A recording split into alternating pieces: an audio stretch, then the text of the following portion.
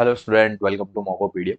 Today's topic is statement and assumption. तो statement and assumption जो topic है वो टॉपिक है आपका क्रिटिकल थिंकिंग के। स्टेटमेंट assumption टॉपिक भाई बहुत इंपॉर्टेंट टॉपिक है।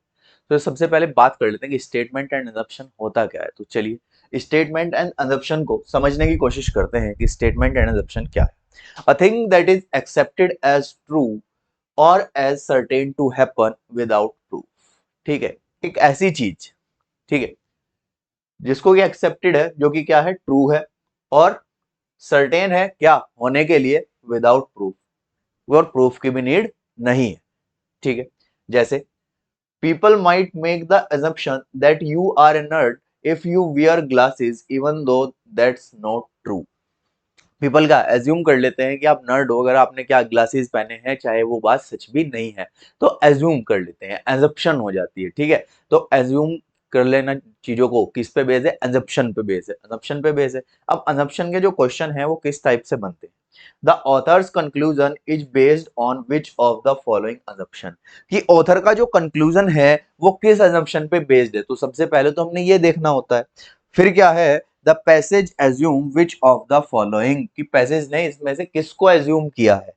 ठीक है, the conclusion is depend on which of the following to be true, और जो कंक्लूजन है वो इनमें से किसके किस पे बेस्ड है और किसको फॉलो कर रहा है और किसके बेस्ड पे ट्रू है कंक्लूजन। ये चीजें हमने स्टेटमेंट और एजप्शन के क्वेश्चन में देखनी होती है।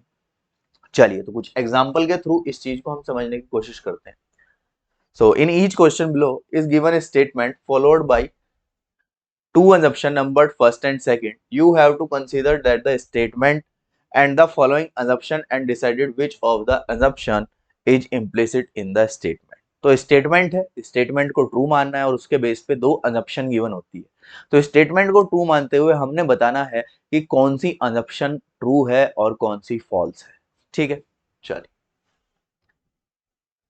अगर फर्स्ट assumption इम्प्लिसिट हो रही है, if only assumption first is implicit, तो क्या करेंगे, ऑप्शन नंबर ए को चूज करेंगे। ठीक है, if only assumption second is implicit, अगर दूसरी वाली assumption इम्प्लिसिट है, दूसरी ट्रू लग रही है आपको, तो ऑप्शन बी को ट्रू। नेक्स्ट, इफ आइदर, या तो फर्स्ट वाली है या सेकंड वाली है, कैसा केस है, आइदर का केस है, तो किसको चूज करेंगे, ऑप्शन नंबर सी को चूज करेंगे। चलिए, अगर नाइदर, दोनों में से कोई भी इम्प्लिसिट नहीं है, दोनों assumption में से कोई भी assumption ट्रू नहीं है, तो क्या आ जाएगा, नाइदर, कि ना पहली ना दूसरी, तो ऑप्शन नंबर डी। और अगर दोनों assumption इम्प्लिसिट हैं, both first and second are implicit, तो ऑप्शन नंबर ई को चूज करेंगे। ठीक है, तो इस तरीके से हमने ऑप्शन को चूज करना है यहाँ पे। अब क्वेश्चंस की अगर मैं बात करूं, चलिए, स्टेटमेंट गिवन है, the entire north India including Delhi and the neighbouring states remained powerless the whole day of 19 December as the northern grid supplying electricity to the seven state collapsed yet again।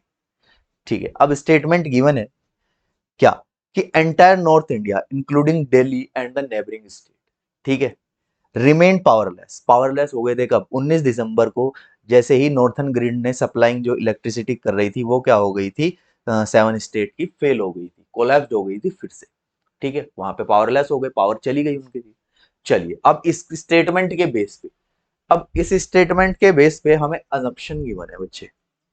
First assumption बोल रहा है, the northern grid had collapse earlier, कि northern grid पहले भी collapse हो चुकी थी। ठीक है, बिल्कुल, देखो, अब नॉर्थन ग्रिड पहले भी कोलैप्स हो चुकी थी, ये बात इसने बोल दिया ना, इसने कहा है कि कोलैप्स येट अगेन। तो येट अगेन जब कह दिया कि फिर से हो गई, तो उससे पहले भी वो कोलैप्स हुई होगी, तो फर्स्ट वाला तो इम्प्लिसिट है। ठीक है, ट्रू है फर्स्ट वाला, कि पहले भी वो कोलैप्स हो चुकी थी। Second, the grid system of providing electricity to a group of state is an ineffective type of power supply system. ठीक है, कह रहा है कि ग्रिड सिस्टम है जो कि ग्रुप ऑफ स्टेट को पावर सप्लाई करता है, मतलब एक दो तीन कितने भी ग्रुप के हैं, कई सारे स्टेट्स हैं, उनको पावर सप्लाई करता है, वो क्या है, इनइफेक्टिव है, इनइफेक्टिव है। ठीक है, तो हम ऐसा नहीं कह सकते, वो तो कुछ भी फेलियर हो सकता है। ठीक है, कोई भी टेक्निकल इशू हो सकता है, इसलिए से पावर फेलियर हो गया, सप्लाई बंद हो गई। ठीक है, तो ये क्या हो जाएगा, इम्प्लिसिट नहीं करेगा, ओनली फर्स्ट इम्प्लिसिट, यानी ऑप्शन नंबर ए क्या हो जाएगा यहाँ पे, ट्रू आंसर। ठीक है, तो इस तरीके से अप्रोच रखनी है अपनी। चलिए, नेक्स्ट देखते हैं, स्टेटमेंट है the union government has decided to withdraw existing tax relief on various small saving schemes in a phased manner to augment its tax collection। Union government ने क्या डिसाइड किया है कि टैक्स रिलीफ क्या किया है, विड्रॉ करने के लिए सोचा है। कहां से? स्मॉल सेविंग स्कीम से, ठीक है, ताकि उसका जो टैक्स कलेक्शन है वो बढ़ जाए। चलिए अब इसके बेस पे हमें क्या दिया है, दो एजम्पशन। सो एजम्पशन फर्स्ट है people may still continue to keep money in a small saving scheme and also pay taxes। क्यों कि पीपल जो थे वो कंटिन्यू कहें कहा मनी को स्मॉल सेविंग स्कीम में लगाने के लिए और टैक्स भी बचाते रहे। ठीक है भाई, जब उसने क्या कर लेगा, वो टैक्स रिलीफ हटा लेंगे स्मॉल स्कीम से, तो फिर पीपल क्यों करेंगे वहां पे इन्वेस्ट, तो पीपल इन्वेस्ट नहीं करेंगे। चलिए द टोटल टैक्स कलेक्शन में इंक्रीज सब्सटेंशियली, इससे क्या होगा, टोटल टैक्स कलेक्शन बढ़ जाएगा, एकदम से बिल्कुल बढ़ जाएगा। जब भाई रिलीफ हटा लिया पैसे बढ़ेंगे, तो पैसे बढ़ेंगे तो टैक्स टाइप भी तो हो गए ना, तो टैक्स टाइप बढ़ जाएगा। तो सेकंड वाला तो क्या हो जाएगा, option number B second implicit. ठीक है, ऑप्शन नंबर बी चूज करेंगे, ऑप्शन सेकंड इज इम्प्लिसिट। चलिए नेक्स्ट देखते हैं, कह रहा है the government has decided to levy 2% on the tax amount payable for funding drought relief program. ठीक है, गवर्नमेंट ने क्या कहा है कि 2% ऑफ टैक्स अमाउंट जो है वो किसके लिए है, ड्रॉट रिलीफ प्रोग्राम के लिए है। ठीक है, जो सूखाग्रस्त इलाका था उसके लिए। चलिए अब अजप्शन क्या है बच्चे यहाँ पे, the government doesn't have sufficient money to fund drought relief programs. क्या गवर्नमेंट के पास सफिशिएंट मनी नहीं है ड्रॉट रिलीफ प्रोग्राम को फंड करने के लिए, तो बिल्कुल सही बात है, तभी उसने 2% टैक्स में क्या किया है कि ड्रॉट रिलीफ प्रोग्राम के लिए। ठीक है, तो कह सकते हैं बिल्कुल फंड नहीं है, तो फर्स्ट वाला तो इम्प्लिसिट है। Second, the amount collected by way of surcharge may be adequate to fund these drought relief programs, कि जो सरचार्ज के रूप में जो अमाउंट कलेक्ट की जाएगी वो ड्रॉट रिलीफ प्रोग्राम के लिए टैक्स फंडिंग देने के लिए काफी है, तो काफी तो नहीं कह सकते, क्या पता वहां पे कितनी फंडिंग की नीड है। ठीक है, बट हाँ ये है कि थोड़ी हेल्प हो जाएगी वहां से, तो इसको हम कह नहीं सकते कि ये क्या कर रहा है, इम्प्लिसिट कर रहा है। तो ओनली फर्स्ट इम्प्लिसिट, फर्स्ट वाला इम्प्लिसिट है, तो यानी ऑप्शन नंबर ए क्या हो गया यहाँ पे करेक्ट आंसर।